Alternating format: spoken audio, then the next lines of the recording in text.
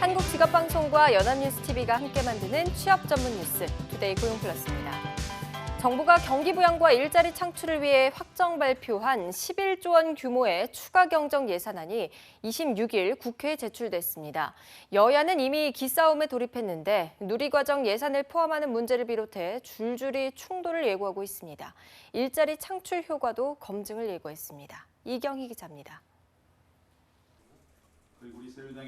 새누리당은 추경안이 기업 구조조정 지원과 일자리 창출을 위한 긴급 처방임을 거듭 강조하며 신속한 처리를 압박했습니다.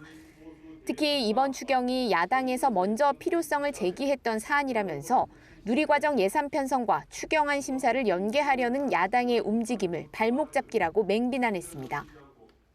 야당이 추경의 목적에 반격은 누리과정 예산을 이유로 추경을 발목 잡는다면 그야말로 본말 전도가 될 겁니다.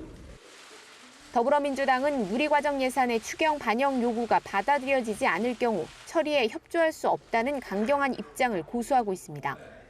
또 예산안 11조 가운데 5조는 내년 예산을 미리 당겨 쓰는 것에 불과하고 나머지 예산도 금융성 사업에 치중돼 일자리 창출 효과가 크지 않을 것이라며 송곳 검증을 예고했습니다.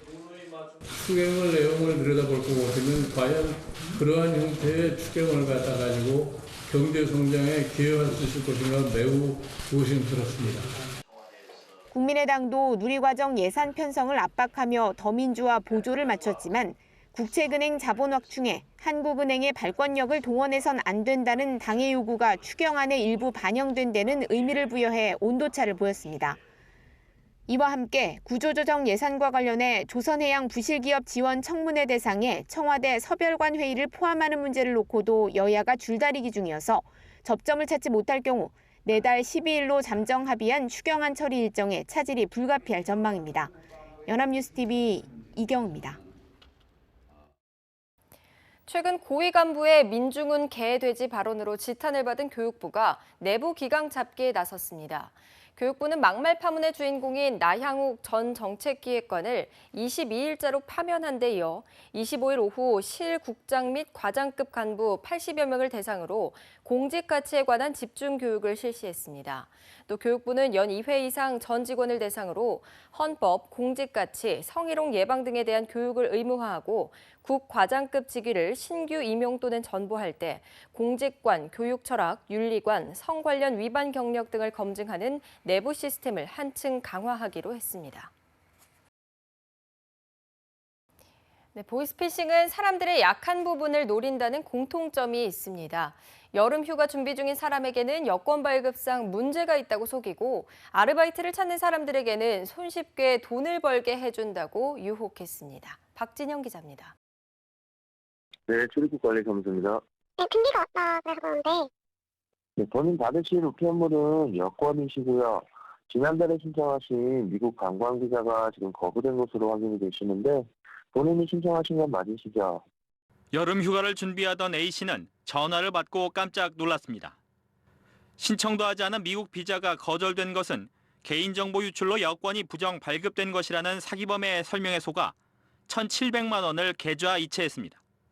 이처럼 휴가철을 맞아 출입국 관리 사무소 직원을 사칭한 보이스피싱이 기승을 부리고 있습니다.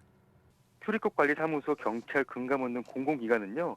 어떤 경우에도 전화상으로 금융거래 정보나 자금 이체를 요구하지 않습니다. 이런 전화를 받으신 경우에는 전화를 끊고 해당 기관으로 사실 여부를 확인하실 것을 당부드립니다. 또 여름방학 아르바이트를 찾는 학생들을 노리는 대포 통장 사기도 많아졌습니다. 쉽게 돈을 벌 수 있다는 광고로 유혹한 뒤 회사 세금을 아끼기 위해 차명 계좌를 만들어주면 월 260만 원의 돈을 주겠다고 속여 통장만 가지고 사라지는 수법이 대표적입니다. 금감원은 대포 통장의 광고, 추선, 양도, 매매 등 관련된 사람은 모두 형사처벌 대상이라며 단호히 거절해야 한다고 강조했습니다. 연합뉴스TV 박진영입니다. 여름 휴가를 해외로 다녀오면서 지인들을 위한 선물 하나쯤 사오시는 분들 많을 겁니다. 그런데 국내 반입이 금지된 물품을 가져왔다가 낭패를 보는 경우도 많은데요. 어떤 것들이 있는지 김종성 기자가 알려드립니다. 인천공항 출국장 인근에 전시시설이 들어섰습니다. 명품 브랜드 시계와 벨트, 지갑 등이 있는데 하나같이 반입이 금지된 해외 가짜 상품입니다. 대마초와 아편, 헤로인 등 마약류는 국내에 반입하다 적발된 구체적인 사례가 상세히 소개됐습니다. 망고와 바나나 같은 생과일과 햄, 소시지, 육포 등 축산 가공품도 반입 금지 품목인데 이를 잘 모르고 있는 경우가 많습니다. 지난해 검역본부가 폐기한 과일 등 농산품만 123톤, 축산품은 64톤에 이릅니다. 농산품 중 망고가, 축산물은 소시지가 가장 많았습니다. 물건은 세관에 압수가 되고 심한 경우 관계 법령에 따라 형사처벌을 받으실 수 있습니다. 면세점이나 해외 구입 상품은 $600 이하, 우리 돈 68만 원가량의 상품만 들여올 수 있습니다. 위반 사실을 자진 신고하면 15만 원 한도 내에서 납부해야 할 관세의 30%까지 감면받을 수 있습니다. 신고하지 않으면 납부할 세액의 40%를 가산세로 더 내거나 지난 2년간 적발 사례가 2차례 이상일 경우에는 납부 세액의 60%를 가산세로 물어야 합니다. 다른 사람의 물품을 대신 들여오다 적발되면 물건값의 20%를 벌금으로 물게 됩니다. 정부는 다음 달 12일까지 면세호용 초과 품목에 대한 집중 단속을 벌일 방침입니다. 특히 유럽과 홍콩 등 쇼핑 여행객들이 많은 비행기가 타깃이 될 전망입니다. 연합뉴스TV 김종서입니다. 올해 안전자산 선호 현상으로 고공행진을 펼친 금, 은값이 내년에도 강세를 나타낼 것이라는 전망이 나오고 있습니다. 금융투자업계에 따르면 전 세계 상품 시장에서 가장 돋보이는 강세를 보인 건 은으로 올해 들어 42.4%의 상승률을 기록했습니다. 금값 역시 24.8% 올랐습니다. 전문가들은 귀금속 값이 최근 소폭 떨어졌지만 추가 하락 가능성은 크지 않으며 오히려 내년까지 강세를 이어갈 것으로 내다봤습니다. 올해 60세를 맞아 지난달 일괄 퇴직한 서울메트로 전 직원 200여 명이 회사를 상대로 연말까지 정년을 보장하라며 소송을 낸 사실이 뒤늦게 확인됐습니다. 서울메트로 등에 따르면 전 직원 222명은 지난 4월 서울중앙지법에 이런 내용을 담은 정년 확인 청구에 소를 냈고 다른 10명도 이달 12일 같은 취지로 소장을 냈습니다. 생일이 7월에서 12월인 1956년생은 아직 만 60세가 되지 않았는데도 일괄적으로 지난달 30일자로 퇴직한 모양새가 됐기 때문입니다. 서울메트로는 서울지방노동위원회의 부당해고 구제 신청 관련 결정이 소송 결과보다 먼저 나올 것으로 보인다며 서울지방노동위원회 결정을 기다리고 있다고 말했습니다. 음주운전 차량에 치여 누군가 숨졌다는 소식이 끊이지 않고 있습니다. 최근 음주운전 적발 건수가 줄긴 했지만 아직도 한 해에 600명 넘게 음주운전 사고로 숨집니다. 운전자들은 음주운전이 사실상 살인행위나 다름없다는 인식을 가지는 게 중요합니다. 박상률 기자입니다. 차량이 형체를 알아보기 힘들 정도로 구겨졌습니다. 지난달 10일 어머니와 아들, 아내까지 모두 목숨을 잃고 남편만 살아남은 안타까운 추돌 사고 현장입니다. 술에 취한 30대 운전자가 신호대기 중인 차량을 들이받아 한 가정의 행복은 산산조각 났습니다. 빠른 속도로 차량이 지나가고 차량에 부딪힌 사람이 도로 위에 쓰러집니다. 무면허 음주운전 차량에 치인 겁니다. 이 사고로 길을 건너던 행인 1명이 숨지고 3명이 다쳤습니다. 음주운전은 이처럼 안타까운 참사로 이어질 가능성이 커 사실상 살인행위와 다르지 않습니다. 다행히 최근 음주운전 교통사고 사망 건수는 줄어드는 추세입니다. 올 상반기 강원도는 음주운전 교통사고 사망자가 12명 줄었고 같은 기간 전남도 33명에서 9명으로 70% 넘게 줄었습니다. 인천은 지난달 14일부터 이달 21일까지 모두 75건의 음주교통 사고가 발생했는데 지난해 같은 기간보다 37% 감소한 수준입니다. 하지만 아직도 음주운전 사고 사망자는 연평균 600명이 넘습니다. 경찰의 단속 강화도 필요하지만 무엇보다도 운전자들 스스로 음주운전이 나의 생명은 물론 남의 인생까지 송두리째 앗아갈 수 있는 도로 위의 숨은 살인자라는 인식을 가지는 것이 가장 중요합니다. 연합뉴스TV 박상률입니다. 행정자치부는 일상에서 겪는 작지만 부당한 규제에 대해 개혁을 추진한다고 밝혔습니다. 이를 위해 공모로 접수한 규제 개선안 2천여 건 중 23건을 우수과제로 선정해 우선적으로 추진하기로 했습니다. 이 중에는 공무원과 공공기관 채용 때 사진을 여권용 규격으로 통일하는 것과 예비군 훈련 신청, 연기 때 휴대전화 인증도 허용하는 것 등이 포함됐습니다. 또 재혼 가정에서 배우자의 자녀가 주민등록 등초본에 동거인으로 표기된 것을 개선하고 경로당 시설 규모를 20명 이상 이용할 수 있는 규모로 정해 농어촌 마을에 경로당을 짓기 어려운 것도 개선하기로 했습니다. 우리나라뿐 아니라 전 세계가 폭염과의 전쟁을 치르고 있습니다. 중동은 50도를 넘나드는 살인적인 더위가 이어지고 있고 미국은 열돔 현상이 기승을 부리면서 27개 주에 폭염 경보가 내려졌습니다. 진혜숙 PD입니다. 제빙기에서 대형 얼음덩어리가 쉴 새 없이 쏟아집니다. 쌓이기가 무섭게 팔려나갑니다. 50도를 넘는 살인적인 더위에 열악한 전기 사정으로 냉방기도 틀 수 없게 되자 참다 못한 시민들이 얼음 공장으로 몰린 겁니다. جينا ناخذ ثلج لان الثلج دنيا حاره وما جاي يتوفر عندنا لا الكهرباء لا تلحق ثلاجاتنا لا تلحق مجمداتنا الكهرباء ما متوفره عندنا وحاره الدنيا وسحنا هل قدامك هذا.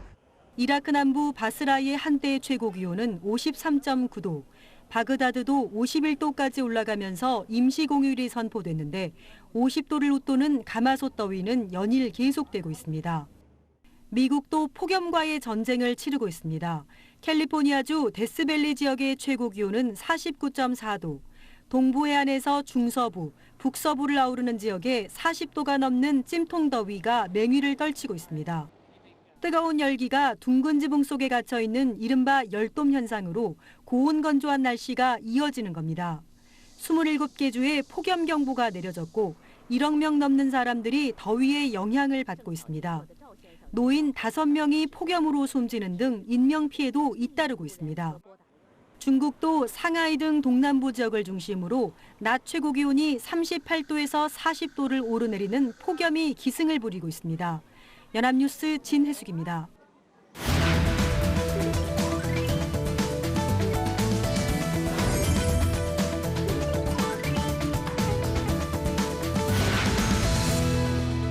구직자라면 꼭 알아야 할 알짜 정보를 데이터로 풀어봅니다. 투데이 데이터 뉴스 시간, 오늘도 강설희 아나운서와 함께합니다. 안녕하세요. 네, 안녕하세요. 투데이 데이터 뉴스 시간입니다.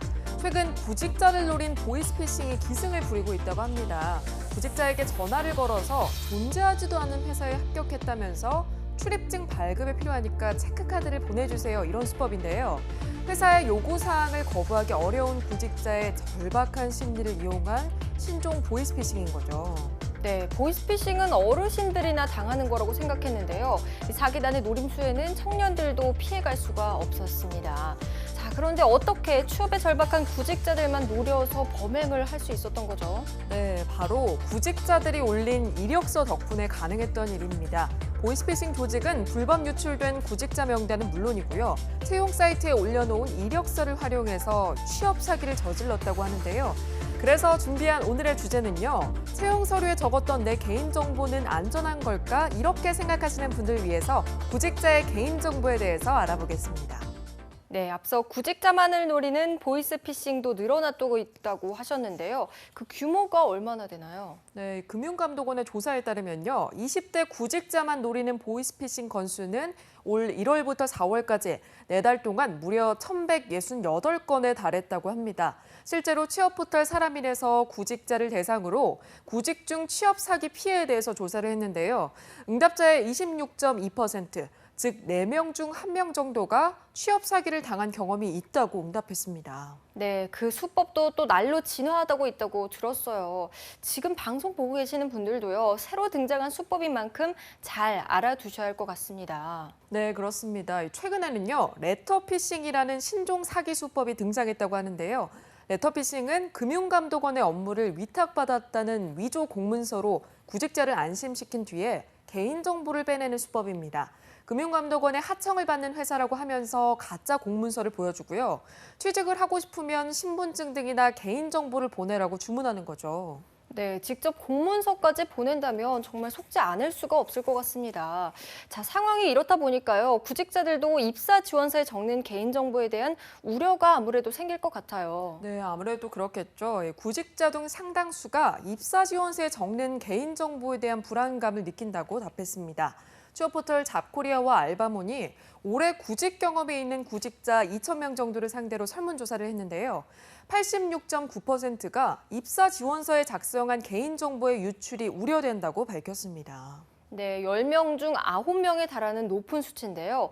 구직자들도 이렇게 불안해하는데 개인정보 유출을 막을 수 있는 방법은 없는 걸까요? 네, 그래서 지난해 12월에 고용노동부가 구직자의 개인정보 보호를 위해서 채용 서류 반환 제도를 마련했습니다.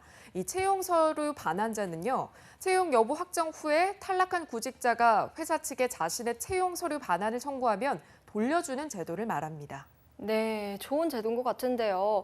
회사 측에 제출한 서류를 반환받으면 개인정보가 아무래도 살 가능성도 거의 없어질 것 같아요. 네, 그렇습니다. 그런데 문제는요, 이 제도가 제대로 시행이 되지 않고 있다는 겁니다. 구직자들에게 탈락한 지원서를 회사로부터 돌려받았는지 물었는데요. 무려 응답자의 94.5%가 되돌려받지 못했다고 답했습니다. 거의 대부분에 해당하는 수치죠. 채용 서류를 돌려받지 못한 이유로는 53.3%가 서류를 돌려받을 생각을 하지 못했다고 답했고요. 42.1%는 돌려받을 수 있는지조차도 몰랐다고 응답했습니다. 이렇게 채용 서류 반환 제도가 실제로는 거의 지켜지지 않는 게 현실이었습니다. 한편 채용 서류를 돌려달라고 요구했지만 돌려받지 못했다고 답한 응답자도 3.6%로 나타났습니다. 네, 구직자들의 개인정보를 보호하기 위해서 제도를 만든 거는 좋지만요. 실제로 지켜지지 않는다면 무슨 소용이 있을까 싶은데요. 네, 그래서 지난 15일에 인권위에서는 채용 과정에서 구직자의 개인정보를 충분히 보호하기 위해서 채용 서류를 보관하고 반환 및 파기 제도 이런 것들을 보완할 필요성이 있다고 판단했습니다. 그래서 채용 절차 관련 법령과 제도 보완을 권고하기도 했습니다. 네, 그렇습니다.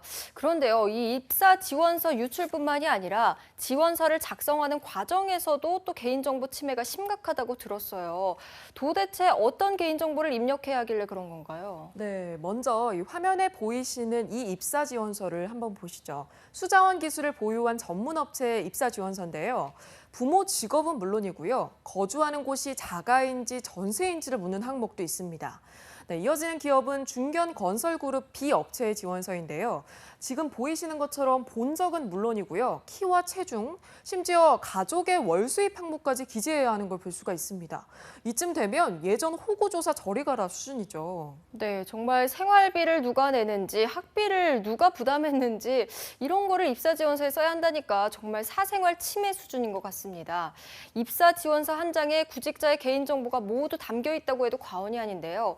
실제로 구직자들이 직접 써본 개인정보에는 어떤 게 있었나요? 네, 올 상반기에 입사 지원 경험이 있는 구직자들에게 직무와 관련 없는 개인정보 10개 중 몇 개나 직접 써봤는지 물어봤는데요. 그 결과 구직자 1명당 약 4.7개의 개인정보를 기재한 것으로 밝혀졌습니다. 주로 어떤 종류의 개인정보였는지 살펴보면요. 주민등록번호가 60.9%로 가장 많았고요. 뒤이어서 가족 상황과 취미가 나란히 60.3%의 응답률을 기록해서 공동 2위를 기록했습니다. 이 밖에도 특기와 신장, 체중, 또 종교나 혈액형, 부모님의 직업을 지원서에 기정했다는 응답도 적지가 않았습니다. 심지어 자산 및 재산 규모를 기재한 곳도 있다고 합니다. 네, 맞습니다. 입사 지원서를 작성하다 보면요. 기본 정보 입력에만 거의 하루가 걸릴 정도로 입력할 게 정말 많았던 기억이 나는데요.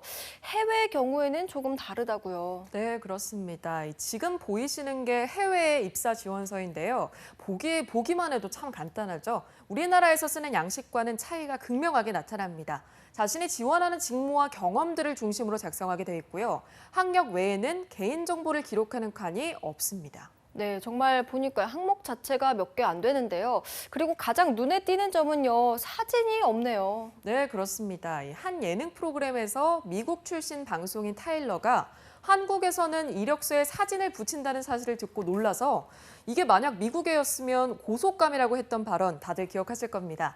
미국의 경우에는 고용주가 구직자의 성별이나 나이, 종교, 결혼 여부 등을 요구하지 않는 것은 물론이고요. 대학 졸업 연도를 물어서 나이를 추정하는 것조차도 법으로 금지하고 있다고 합니다.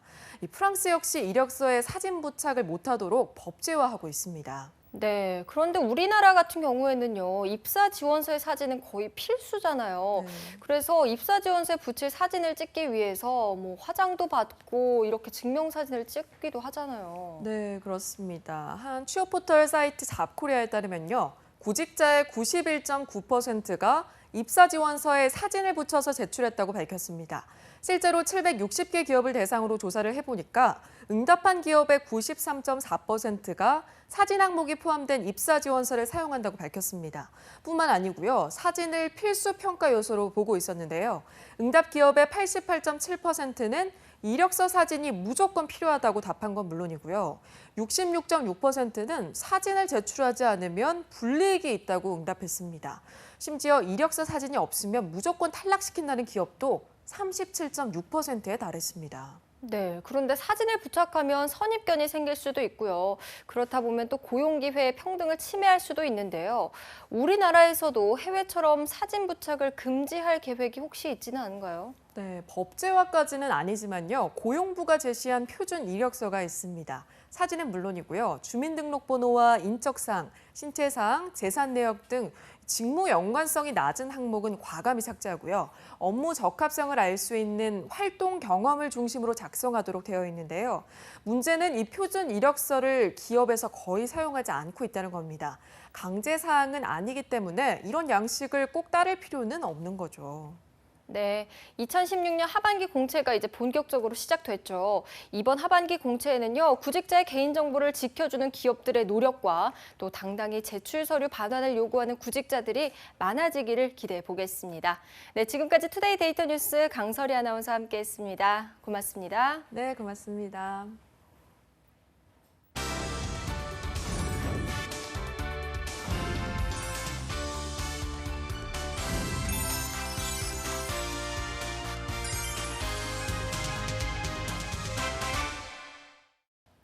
네, 투데이 고용 플러스 오늘 준비한 소식은 여기까지입니다. 오늘도 함께해 주신 여러분 고맙습니다.